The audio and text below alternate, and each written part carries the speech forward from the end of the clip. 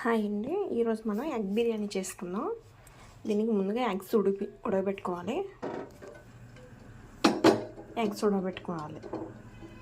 ఇప్పుడు మనం రైస్ నానబెట్టుకుందాం.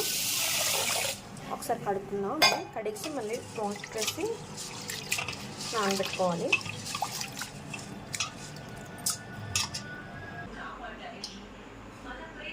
ఇక్కడ ఆనియన్స్ వేయించుకొని తీసుకోవాలి.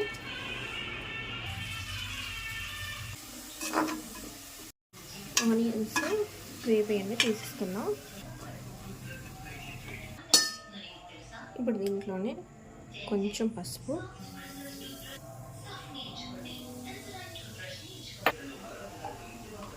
అలాగే సాల్ట్ కొంచెం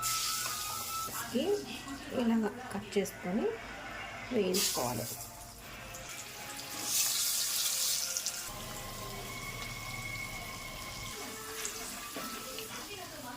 ఇప్పుడు పక్క తీసుకున్నాం.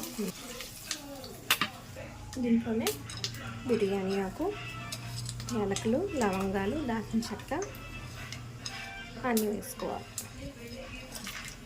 దీంట్లోనే సాజారు కొద్దిగా కొంచెం పచ్చిమిరపకాయలు, ఉల్లిపాయలు కూడా వేయించుకోవాలి. దీంట్లో కొంచెం అల్లం వెల్లుల్లి పేస్ట్,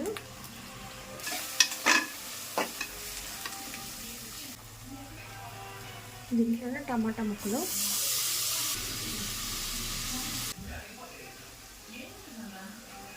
దీంట్లోనే కొంచెం పెరుగు. స్టవ్ ఆఫ్ చేసుకొని ఇది వేసుకోవాలి, ఎందుకంటే లేదంటే విరిగిపోయినట్టుగా అయిపోద్ది. ఇది బాగా కలుపుకొని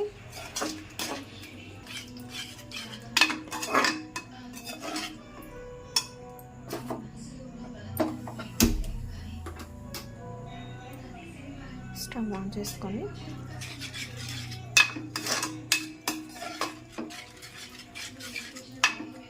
ఇది నూనె కొంచెం పైకి తేలినంత వరకు వేయించుకోవాలి.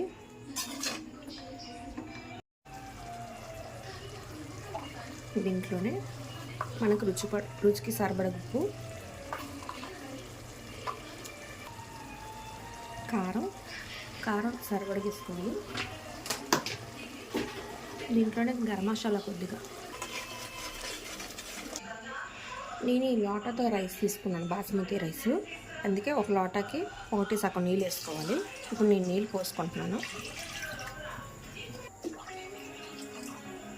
కొంచెం హీట్ ఎక్కిందండి వాటర్. ఇప్పుడు మనం బాస్మతి రైస్ వేసుకోవాలా. దీంట్లో ఉప్పు సరిపోలేదండి, కొంచెం ఉప్పు వేసుకుంటున్నాను.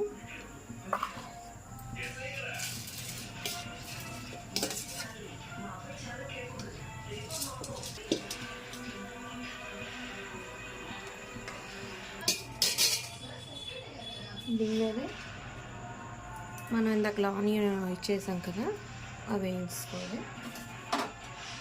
అలాగే ఎగ్స్ కూడా.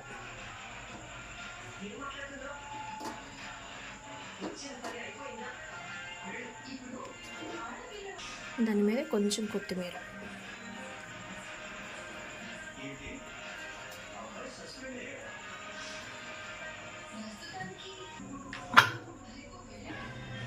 మీడియంలో పెట్టుకోవాలి. 2 విజిల్స్ వచ్చాక ఆఫ్ చేసుకోవాలి.